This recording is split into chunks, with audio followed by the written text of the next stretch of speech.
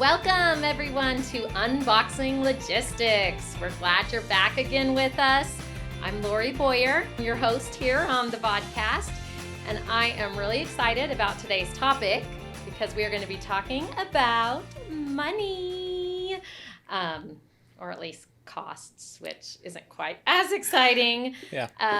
We're going to be digging all into the costs that come with creating a product and getting it all the way through to market and to people's homes, and hopefully how to reduce those costs. Absolutely. And save a little money because, spoiler, there's a lot of costs that come with it.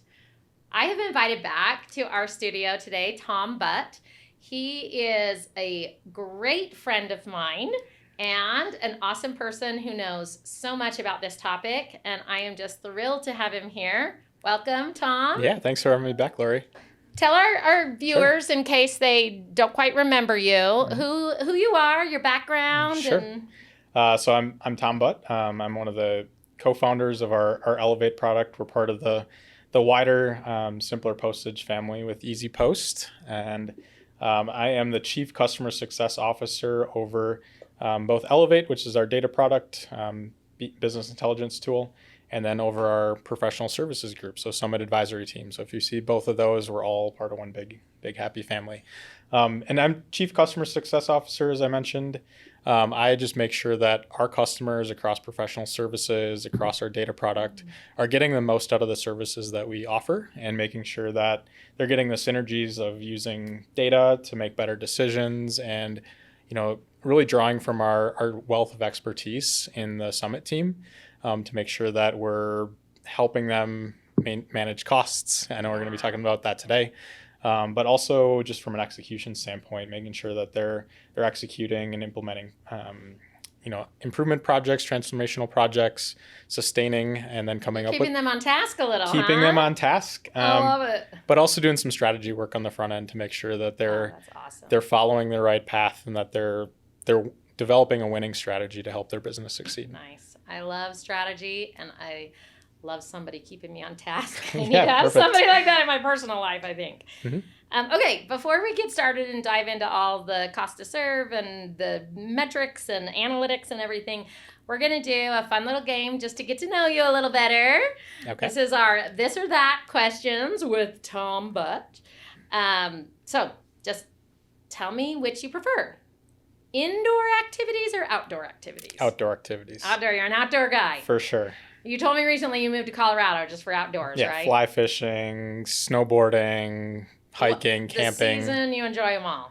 I like fall a lot. It's cooling off a little bit more. It's beautiful with the leaves. So just love doing that and getting outside with my wife. So. Okay. Are you a traditional note taker with a pen, or do you do notes all digitally? So I am a digital note taker. Me too. So seems like there's tons of pen people. A constant notepad flowing, and I feel like it's flexible, and I can copy and paste and adjust it pretty easily. Okay, I feel so much better about that because I feel like so many people are traditionalists, and they tell me all these benefits of writing stuff by hand. So if Tom Butt does it, I can do it too. That makes me feel good. Basketball or football? Football. Football. Although our Denver Nuggets just won the NBA championship, so it's been fun to watch them too. Oh, do you have a favorite team then? Is it the Nuggets? I'm gonna say the Nuggets for now. I used to live in Milwaukee. The Bucks have a place in my heart, and I'll keep supporting them. I got an East and a West thing going there. You got it. You've got like your backups. I've got my backups. In case you have somebody. Okay, pizza or burgers? Pizza. Me too. Which is worse, zombies or vampires? Ooh, I feel like vampires they're more shrewd, so you have to watch out for them a little bit more. Vampire or zombies, you can just kind of push them away. They're a little stupid and kind of run. Yeah, I'm with you on that. Trick them easily. Board game or video games? Board games. Games. A little more social. I like just kind of getting together with friends and doing that. And I know there's the video games over online stuff, but I never got into that. I was going to say, I realized with video games, because I like to video game sometimes, I only like it when I'm playing with other people. So it must be a social thing too. But I love board games as well. Okay, I think I have a guess on this, but would you take an adventure vacation or a relaxation vacation? Ooh, I'm all about the adventure. That's what I thought. But you do need some of those times when you're between adventuring and just some downtime to chill a little bit. Yeah. So 3PL or an in-house logistics team? Say Ooh, you owned a big company, which would you do? I gotta go with the in-house logistics team. In-house, all right. And granted, that's the caveat there is you're big enough to have a team and to necessitate that. If you're just a startup or something like that, 3PL might be the right fit. So it's kind of dependent on your conditions. I do like a good team that you can build on, develop, and do some of the, just career development as well. And you start to kind of hit a groove and become a well-oiled machine. Yeah, I love that. Which is worse, increased government regulation in the industry or a big labor shortage in the industry? We're going to have debate about this in our comments. Ooh. But which is worse, the more government regulation or worse labor?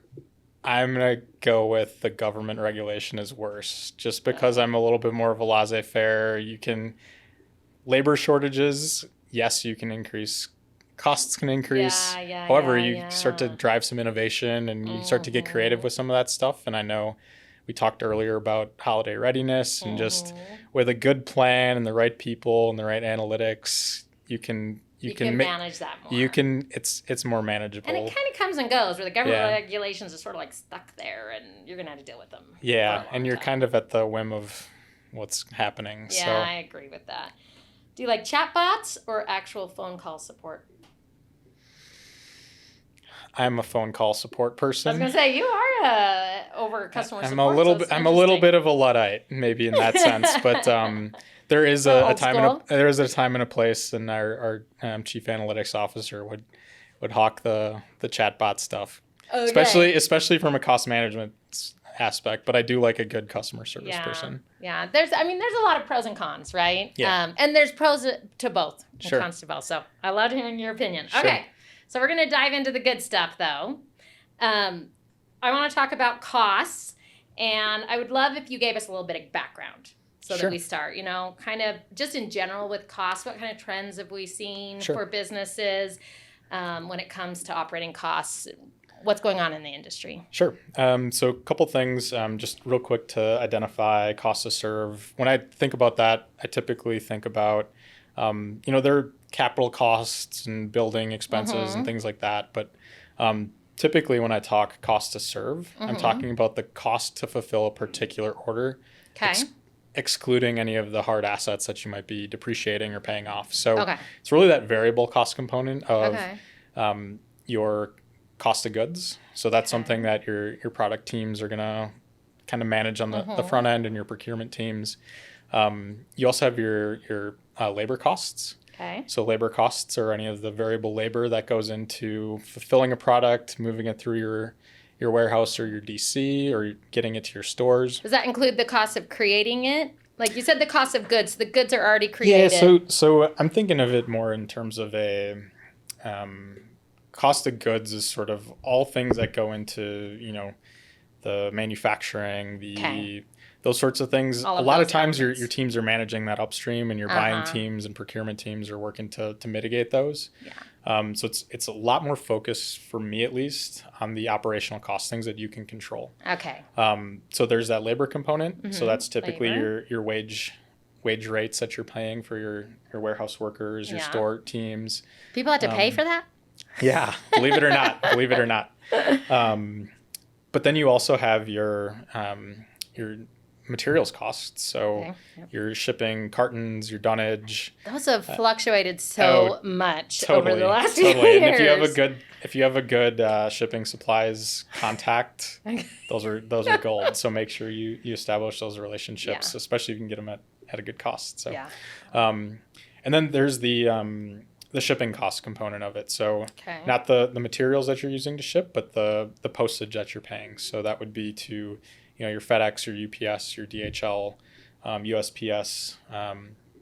And those are the sorts of things that you're negotiating costs with the carriers on the front end. You hopefully are getting some leverage year over year. And one of the things that I'm seeing is as we're coming out of COVID, we're seeing that shippers, so people that are retailers, people that are shipping things, have a little bit more leverage than they had during COVID. So as volume shifted to online, you had, the big carriers that really they had a need that everyone wanted, right? So they had a little bit more leverage and were able to increase and jack a up. lot more leverage. Yeah. Oh, totally.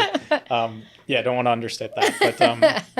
But basically, as we've come out and as capacity has increased and as carriers are growing, there's a little bit more leverage that you have. It's a little bit more of a shipper's market. Correct. Yeah. A little bit. It's a little bit. It's not quite still a shipper's market, just a little bit more that way. Yeah. So there's those costs, and then there's some of the reverse logistics costs. Okay. So that would be any of your cost of returns. Yeah. So you take a sale, you get it all the way to the customer, hopefully on time and in full. But the customer for whatever reason says, I don't want this. So you got to ingest that back into your network and pay for some of those things. And then there's the support costs, right? So you have your call center teams that are fielding calls and are trying to smooth things over when things don't quite go right. So so all of that is sort of this downstream operational cost. And when I think of cost to serve, those are the main components for me. And what are the challenges that our industry is facing when it comes to these costs? Where are we seeing increases? Sure. What do we got going? I think a big one, and it's maybe loosening up a little bit, but just the labor costs that are out there. So it's labor markets are getting tighter and tighter. And labor's hard in this industry to start. I mean, we have huge turnover rates compared to all other industries. Correct. So you're saying that you're seeing that even increasing further. Correct. Wow. So it's maybe not accelerating as much as it was. It's kind of plateauing a little bit, but it has certainly come up over the last couple of years here. Okay. So, wow. So seeing that, again, mentioned, during COVID, some of the price increases that the carriers were pushing down on people, that was a big component of it. So I think the other thing is just warehouse space. So you look at the real estate market, commercial real estate and things where, office space, things like that is pretty vacant right now. Kind of two areas where you're seeing increases. So one is in data processing. So you're seeing that market is still pretty hot in terms of having capacity to process data. And then warehouse space is another big one. So that's something where, if you're looking at 3PLs and things like that, those costs are constantly sort of going up there as well. Okay. Wow. So are we having some issues with kind of inventory spreading thin across like our fulfillment networks? I've been hearing about that sort of buzz and wondered if that tied in. Yeah. So one of the things, we are seeing some softening in demand. That's broad brushstroke for the retail industry, but I think a lot of retailers would identify with that. And so, with some of those sales flattening or softening a little bit, we're seeing merchandising teams try to be a little bit more aggressive in terms of managing their inventory and kind of thinning that out. So, they're trying to trim out things that are unproductive SKUs, trying to liquidate things. So they're trying to make sure that whatever inventory they have is productive. But then as we've seen omni-channel fulfillment, so fulfillment across DCs, 3PLs, direct ship vendors, stores, those inventory pools, people are trying to understand, where should I have that inventory? Yeah. And I can't just increase inventory across the board. I need to be strategic about where I'm placing that inventory and how I'm making sure that it's productive. How does where you place the inventory impact their costs? Sure. So I think, across the different fulfillment channels that you may have. So that could be, ship to customer. So from either a store or a DC or a 3PL, shipping to customers is one. You have the buy online, pick up in store, which is sort of the hybrid. Okay. So you're still going to a brick and mortar store. And then you have the, just the in-store brick and mortar experience. So typically, and I should mention ship from store. Yeah. So you are shipping from a store. That's part of that ship to customer experience. But kind of what we're seeing is across those different fulfillment channels, there's different costs to serve, right? So So typically your cheapest option is going to be your customer walking into your store and going and doing the fulfillment for you. Yes, right. So you do have to worry about a little bit of labor cost and a little bit of shipping to get it to the store, to land it. But the customer is typically going to come in, they're going to do the product inspection. There's maybe a lower return rate because they're able to physically look at the product. This is somebody who's purchased it online but picks up at the store. Or this is a person who goes into the store, just looks around and buys something. So this is the person that just goes into the store, looks around and buys something. I would say next cheapest fulfillment option is that buy online, pick up in store option that you just mentioned. So the reason it's a little bit more expensive is you do have somebody that in the store has to go take time out of their day to go retrieve the merchandise. It's more convenient for the customer.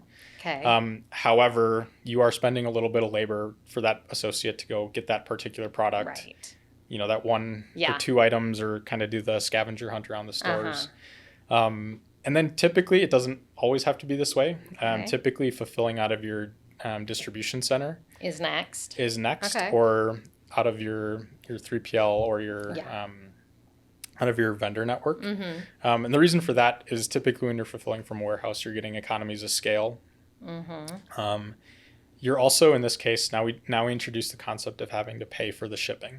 Right? So you have that shipping piece where you're having to pay your carrier to get it to your customer. And that's a big component. So we typically see 5 to 10x the cost of labor to do the fulfillment in that shipping carrier cost. So so 5 to 10 over the next cheapest option. Over those options where you don't have to do that fulfillment piece. Huge. So again, you're paying maybe $1 or $2 to fulfill things, but you're paying $5 sometimes, depending on how many units you get in a package, and we'll talk about that in a second. But you're paying for that cost to get it out to your customer. So, and what are customers expecting in terms of cost? I mean, my understanding, free. Sure. At least as a shopper, I want it free. How fast? What is the standard? So these days, everyone wants fast and free. We have big retailers out there that set that expectation. They want everything, 2 days or less, and they don't want to have to pay for it. Okay. Now we have done some market research, and what we're seeing is people prefer free over fast. Fast and free is best, but they do prefer free over having to pay for something. Okay, that's interesting, everybody. So free over fast, although both is best. Both is best. Okay. But if you can choose one, free over fast. And almost never do people want to pay for something that they're going to get really slowly. Yeah. So so there will be people that will abandon cart when they see that. They may abandon it if they see they're going to get it in 5 days plus, but they're really going to abandon it where they're like, hey, I'm just going to go look for somewhere where I don't have to pay to ship this to myself. Yeah, so makes sense. Okay, so the 3PLs, DCs, those were our next. Yep. And so those the most expensive. And then most expensive typically, from what I've seen, is your ship from store. Yeah. And the reason for that is your stores. You're trying to serve two purposes. So you're trying to leverage that inventory by exposing it to the walk-in customer, but at the same time, you're saying, hey, I want to turn my store into a distribution center. So you have people that, sometimes depending on how hot the item is, you may have an online customer that buys a product in a store that a walk-in customer comes and gets before you can't see it, or before you can't fulfill it. Yes. And so typically your stores, you don't have pick paths set up. You're kind of going maybe shuffling amongst your walk-in customers.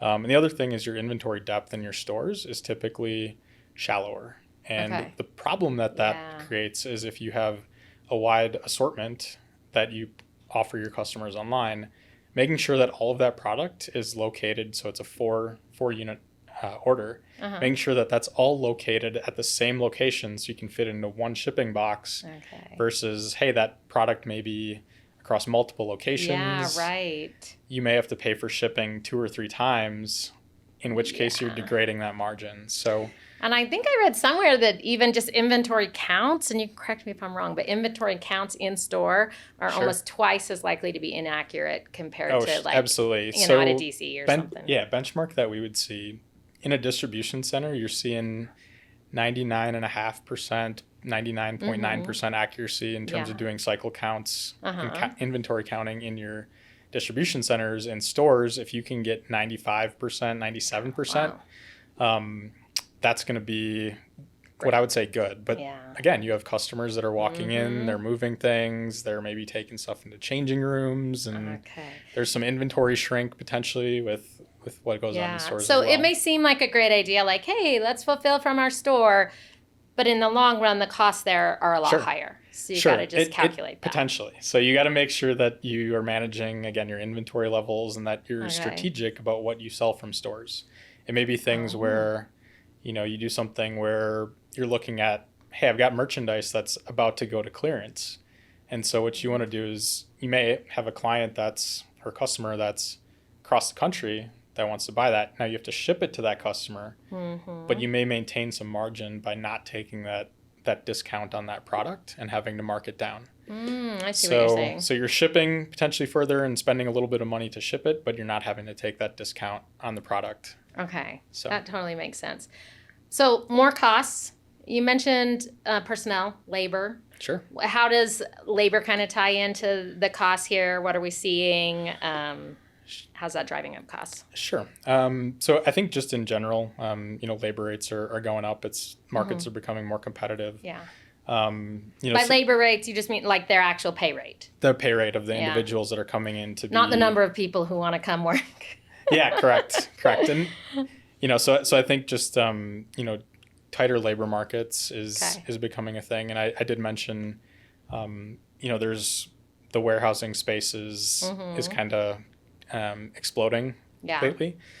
So there's a lot of those jobs out there, and certain markets may be a little bit better than others, but typically we're seeing increases there. Increases in wage? Are we seeing increases? Have you seen anything in terms of other benefits or anything that people are demanding? Yeah, I think as the industry matures, people are demanding more of less of just the hourly wage, and they are looking at things like healthcare packages and things that you may need to offer to be competitive with what else is out there. So, okay, so we've got our cost to serve. How do we start? What do we look at? Sure. What are factors that we should be considering if we're evaluating it? Sure. So I think first and foremost is understanding how your customer wants to buy your product, right? So we mentioned the different channels that your customers are coming to buy product. And so what you want to do is be intentional with placing your merchandise in the place that your customer wants to buy it, right? So for those walk-in customers, you want to make sure that when they come into the store that they have the products that they want. So there's no kind of worse feeling as a shopper where you go into a store and you take time out of your day and you drive to that store to go try something on, and then they're out of the thing that you need, right? So the shoes that you need, the size and the color that you're looking for, you want to make sure that you have that trip assurance in there so that you're taking those sales at a lower hit to margin or a lower cost because your customer is doing that fulfillment. So now, I assume this is going to be really variable depending on what you're selling. Correct. Right? Like you've mentioned before to me that you like to buy clothes in person. Sure. But buy lots of other stuff online, right? Sure. So how can a company know, I guess, where their best method is of where people want to buy their stuff? And some of that's going to be dependent on the type of product. So again, clothing is classical where people, they may know like a brand or something that they want in the sizing. Those customers may be a little bit more apt to go buy online. And I've seen like Amazon has like try before you buy or something. Yeah, there's a lot of there's a lot of creative solutions out there to basically mitigate the risk of return. So making sure that you have those free returns options, things like that, so that people are willing to take that jump and to buy something online. But typically things like commodities that might be out there. So I think of like batteries, right? Some AAA batteries, no matter what you buy or where you buy it from, you're going to get AAA batteries that fit no matter what. So with those sorts of things where it's more of a known commodity, or if it's maybe more of a direct-to-consumer brand that has a strong brand presence, people are going to be potentially more likely to buy online versus something where it's, again, personal style or choice that they might want to make. It's a little bit more subjective. People may want that in-store experience. So The other thing in terms of people and understanding your customer is how much, when they place an order, when they buy something, what else do they buy with it? So what's that affinity to other things that they might be purchasing, right? So if they come in to your website or come onto your website, are they buying 5 to 10 things per order, or are they buying one thing per order? And the reason that's important is because if you see your customers buying one thing, you're likely only going to ship that item by itself, and you're going to have to absorb that shipping cost on that one item. So you're going to take a margin hit there.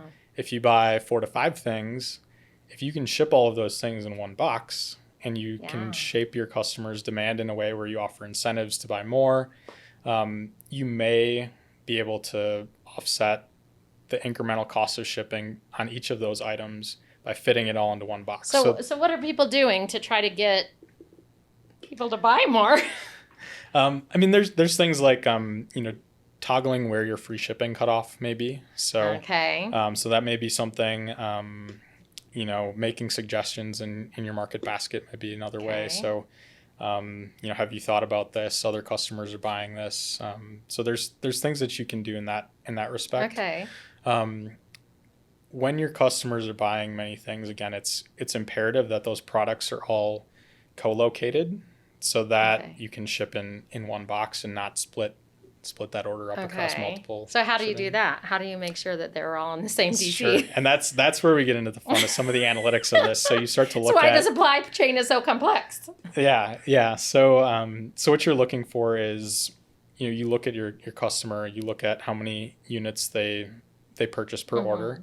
What's the units per basket or the units per transaction. And then you can take a breakout and do a cross-section of, how many customers, kind of do a histogram breakout, how many customers are just buying the one item, how many buying, 10 plus, how many buying 2, 3, 4, 5, and so on. And what you can do then is look at, for those products that they're buying, is there any sort of affinity? So is there anything, you think about somebody's buying shoes, are they buying socks with it? Can you put those things together? And then over time, are those things that,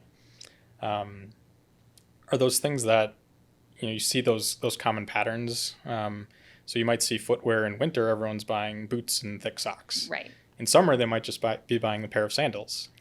So you want to look at across time, how persistent are those buying patterns. And it seems obvious, but I assume that you would recommend that there's some sort of software, just data that they can pull up. They don't have to actually look through it. Yeah, so typically you're going to want a more advanced analytics type of product to be able to do that, to be able to see what's being bought with what else. And you want to see, again, across your product categories, what are they buying just the one item? What are they buying with other things? And then what level of predictability do you have in terms of that person buying consistently the same, how frequently are they buying the socks and the shoes? Is it 90% of the time? Is it 10% of the time? That's going to dictate, again, some of the complexity of that market basket, and then how creative you need to be to mitigate the costs of fulfillment of that holistic order. So I'd say 2 things that are really important to understand that. One is cost per order. Cost per order. And cost per unit. So how much are you spending in those operational costs that we outlined? How much are you spending on the order to fulfill that order? And how much are you spending for each of those? Each of the items. So again, if you have a complex order, you can smooth some of those costs out, maybe find ways to leverage and to mitigate. And typically the sign of a more mature organization is they're managing that. They've come up with strategies to mitigate those. You may see for companies that maybe are a little less mature, they're splitting a lot of packages. They're sending, one thing from the store. They're sending one item from one DC, another item from another DC. And all of a sudden, if you're not looking at managing those costs, you could be losing money on that order.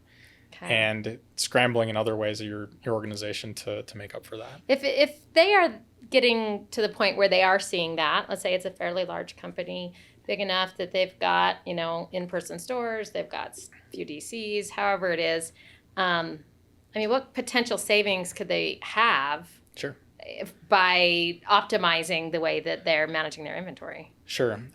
So on the order over order level, I mean, we're talking about potentially cutting costs in half if you're putting the right things in the right place. Those are big words. Yeah, again, a lot of that is just because, again, if you're taking 2 boxes to ship something that you'd have shipped in 1, 3 boxes, you may have a lot of opportunity to cut down on some of those costs. Like I said, typically cost of goods sold is going to be your highest cost category. Okay. Next is going to be your shipping cost, and then third is going to be your labor cost, and last is going to be your supplies cost. So typically merchant organizations, buying procurement teams are good at mitigating the COGS costs. There still is some opportunity there. Okay. But it's that shipping piece that people are really struggling to figure out, and is something that we can look at, and that organizations should be able to look at to drive costs out of the supply chain. Why do you think that that's an area that struggles more than the others? I think a big part of it is there's sort of this probabilistic nature of like, what is your customer ordering? And it's not as mature because as these supply chains have evolved and as we've gone through COVID and more people are shopping online and we're getting more creative at fulfilling, it's there's a lot of variables, and if you don't have those all dialed in, you can be saving money in one place but spending money somewhere else. Yeah. So it's just due to complexity. It's the complexity of it, and with complexity, I think a big part is the analytics piece. Okay. So creating visibility to what's going on so that you can understand how are you spending money, where are you infusing more costs than you need to, and where are places that you can create leverage, right? So some of those things you should have, as I always recommend, have a plan, right? So work with your finance team, look at your costs, come up with a plan so that you can look at year over year as your organization matures. How are you leveraging spend, or where are things that you can maybe get a little bit more creative? Okay.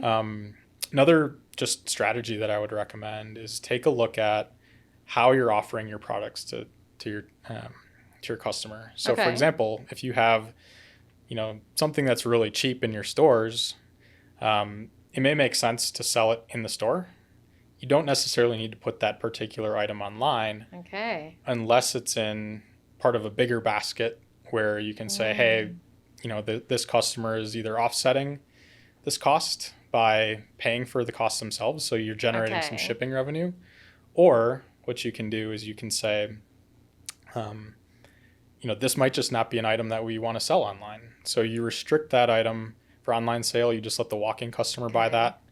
And again, is there a cutoff range you recommend? Like, this thing costs 50 cents. We're not going to ship it, or? Yeah, I think, typically if it's less than a couple bucks, if you ship it by itself, it's going to be something that you either want to capture that shipping revenue through minimum shipping charge, or you make sure that's part of a bigger basket. So I would say if it's less than a couple bucks, it may be worth it, depending on if your customer needs that as part of a bigger basket set. But if it's something that they're going to just buy on its own and you're giving them free shipping, you might be underwater on that particular sale. Sense.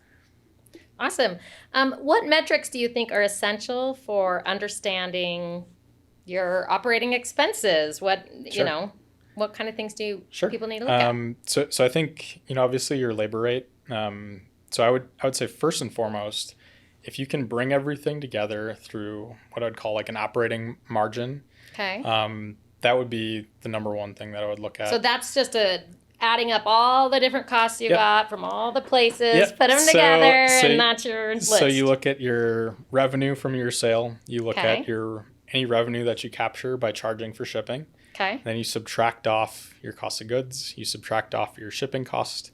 You subtract off your labor cost, and then you subtract off your shipping supplies cost. So what that leaves you with, if you can look at that at a granular order level, is you can see how much money you made on any particular order, and you can then look at and say, what is my margin for this particular order? Did I make 50%? And this is and you look at orders, not items. You look at orders. You can look at it, slice it at the item level as well. So I would say both. Both are useful. Wanting to measure that that margin.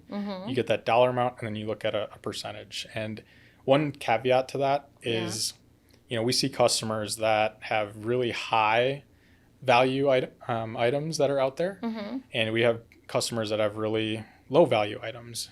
Those things, you can't really do an apples to apples comparison on margin. Like in terms of percentage? Correct. Okay. You can't really do an apples to apples comparison because some customers may have a wide set of products and they want to scale and they want to do volume, so they're selling stuff for cheap. That's a different nut to crack than if you go after somebody who's selling a premium good or something like electronics or Rolex. Yeah, exactly. So is there kind of a best practice percentage that you would say people should look at and be like, ooh, my margins are off? And again, knowing you just said, it's going to vary. I would say it's what's more relevant is if you can get any sort of industry benchmark. So, in like the apparel type of category, I would say somewhere between 15 to 25%, again, depending on the type of product that's out there. Premium electronics, you should see higher margins. If you can look at margin in comparison to how you've done in the past, look at spikes, you have at least a reference point to go from there. Yes.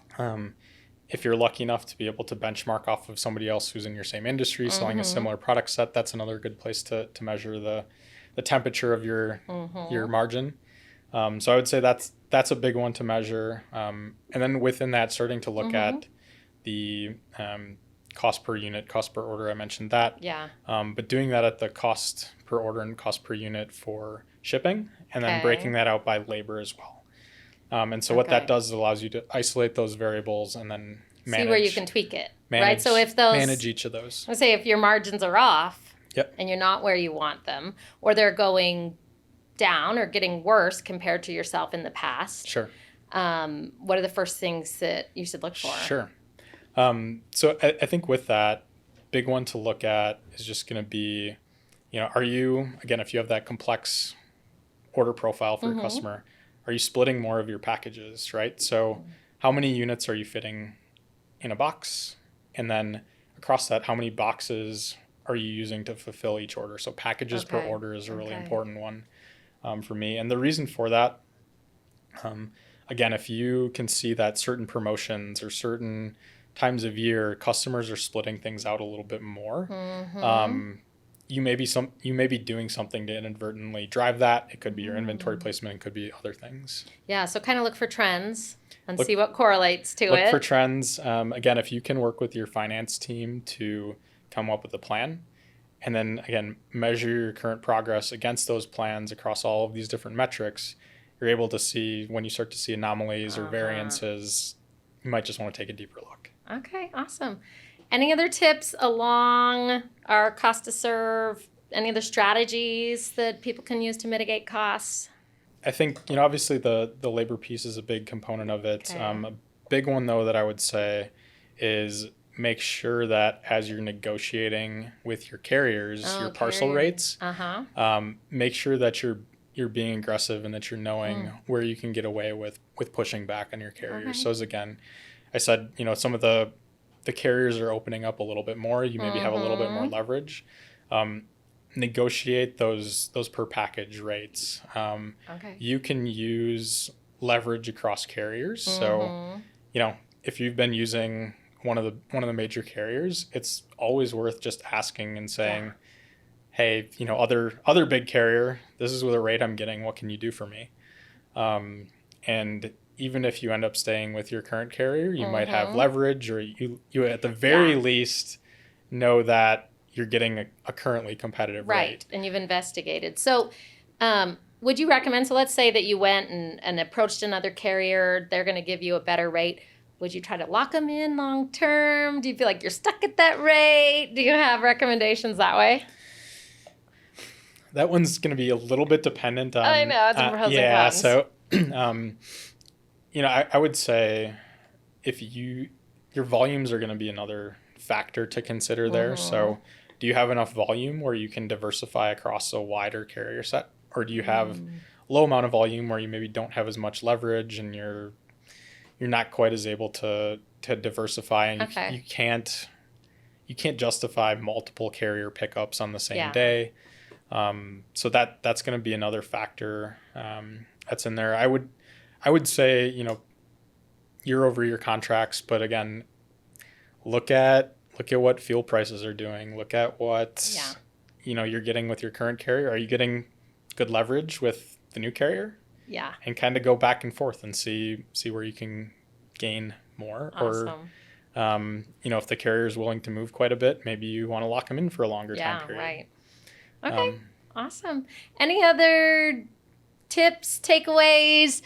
We're about out of time, but it's been so awesome having you, and you have shared so many great ideas. Yeah. So just before we go, final message. If somebody wants out there to get started with looking at their cost to serve. I would say, again, just make sure that you're able to break down those costs into different categories, and then start breaking down what are those contributing factors to that. So that could be, again, number of packages. It could be your labor rates. It could be how frequently you're splitting packages. It could be, how you're marking down your merchandise. Yeah. So I would say just cast a wide net. Crunch the numbers and just make sure that, again, you're looking at things holistically. And going from there. Awesome. I love it. Okay. Tom, where can people reach you if they want to connect? Sure. So easiest place to reach me is going to be on LinkedIn. So Tom Butt with Summit Advisory Team and Awesome. Elevate. Feel free to reach out to me there. Always love good messages. And he's really nice in person. Sure. You don't have to be scared of him at all. Yes, please reach out. So Awesome. Thank you, Lori. We have loved having you here. It has been great to learn about this topic. And for the rest of our logistics community, throw some comments in, make sure you subscribe, and we'll see you next time.